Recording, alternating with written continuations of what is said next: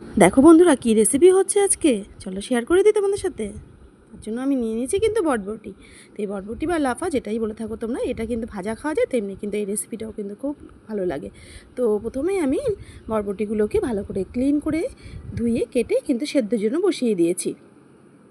আর এদিকে আমি কিন্তু মিক্সার গ্রাইন্ডারে কাঁচা লঙ্কা আর রসুনটা কিন্তু পেস্ট করে নিয়েছি। দেখো এদিকে কিন্তু আমার লাফাগুলো সেদ্ধ হয়ে গেছে, ভালো করে স্ট্রেনারে জল ঝরিয়ে নিলাম। এবার চলো এগুলোকে মিক্সির মধ্যে আমি পেস্ট করে নিই। সামান্য একটু জল কিন্তু দিও, কারণ ব্লেন্ডারে বাটিটা তাহলে আর কি ব্লেন্ড ভালো করে নাও হতে পারে। দেখো একটা স্মুদি টেক্সচার কিন্তু এসছে, সামান্য একটু জল অ্যাড করে দিয়েছিলাম। এবার আমি সর্ষের তেল গরম করে দিয়ে দিচ্ছি প্রথমে ফোড়নের জন্য শুকনো লঙ্কা। ভাজা হতেই দিয়ে দিলাম আমি একটুখানি কালো জিরে। তারপর চলে গেল আমার কিন্তু রসুন লঙ্কা বাটা, আর তার সাথে কিন্তু পরিমাণ মতো 1 টেবিল চামচ মতো আমি কিন্তু এখানে নুন দিয়ে দিয়েছিলাম, একেবারে ওই পেস্টটার মধ্যে মিক্সড করে দিয়েছি।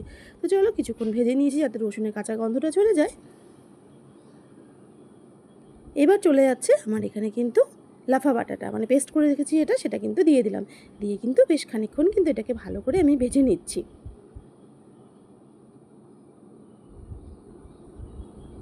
এবার সামান্য একটুখানি কিন্তু চিনি অ্যাড করছি। এবার চিনিটা কিন্তু সম্পূর্ণ এক্সেপশনাল, তোমরা দিলে দিতেও পারো, না দিলে কিন্তু নাও দিতে পারো। কারণ অনেকে মিষ্টিটা হেলথ কনসিয়াসের জন্য নাও খেতে পারো, কিন্তু মিষ্টি দিলে একটু ভালো লাগে, যেহেতু এটা সবজি। তো সবজির মধ্যে একটু জাস্ট মিষ্টি দিলে সবজির যে মানে একটা ভ্যাসকা ভাব থাকে সেটা কিন্তু চলে যায়।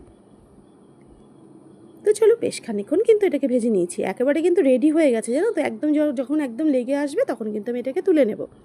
আর এর মধ্যে কিন্তু আমি হলুদ অ্যাড করলাম না, যেহেতু গ্রিনিশ ভাবটা থাকবে তার জন্য কিন্তু আমি এখানে হলুদ অ্যাড করিনি। তোমরা চাইলে কিন্তু হলুদটা দিতেই পারো।